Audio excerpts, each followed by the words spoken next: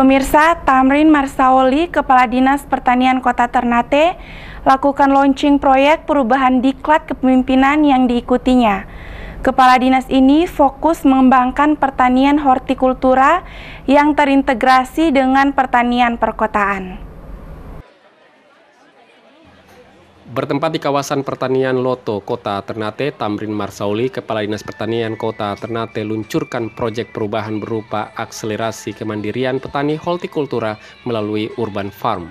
Kegiatan ini dihadiri Wali Kota Ternate M. Taud Sulaiman, Kepala Bank Indonesia Perwakilan Maluku Utara, Sekretaris Daerah Kota Ternate, pimpinan OPD Lingkup Pemerintah Kota Ternate, dan sejumlah tamu undangan lainnya.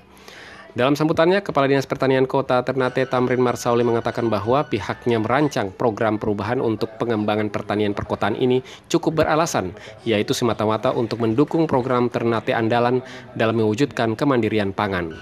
Konsep ini harus dikembangkan mengingat keterbatasan lahan pertanian yang saat ini dialami akibat bertambahnya lahan pemukiman menjadi alasan untuk mewujudkan konsep pertanian perkotaan.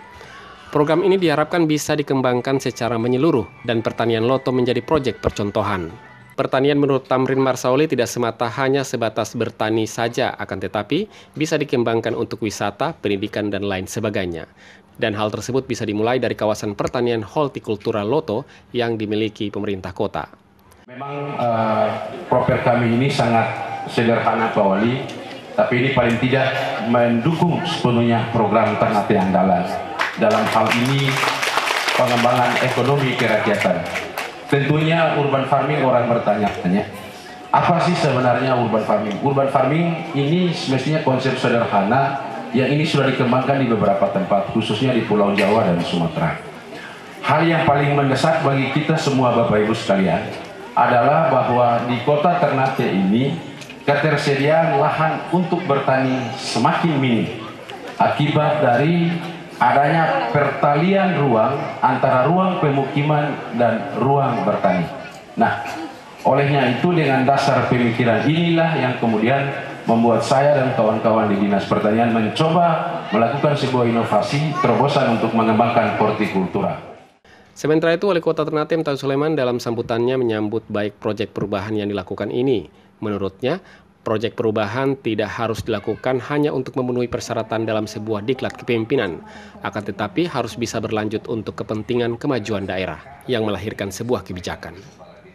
Wali Kota Ternate pun menekankan akan adanya akselerasi dengan semua bidang, bukan hanya pertanian, tapi juga dikembangkan untuk wisata dan lain sebagainya. Menuju hal tersebut dibutuhkan pengembangan awal dimulai dari pertanian. Tahapan ini adalah murni dulu terkait dengan urban farming. Nanti tahapan berikut adanya integrasi, ya, integrasi dengan sektor lain. Apakah itu yang disampaikan tadi pariwisata, gitu. Tapi nanti yang ke depan lebih kuat lagi adalah integrated farming, lebih kuat lagi.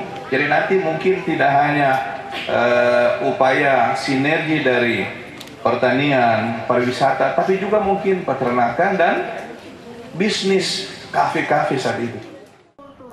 Di kesempatan ini, Wali Kota Ternate menyerahkan dukungannya melalui Peraturan Wali Kota Nomor 31 Tahun 2022 tentang pengembangan kawasan hortikultura.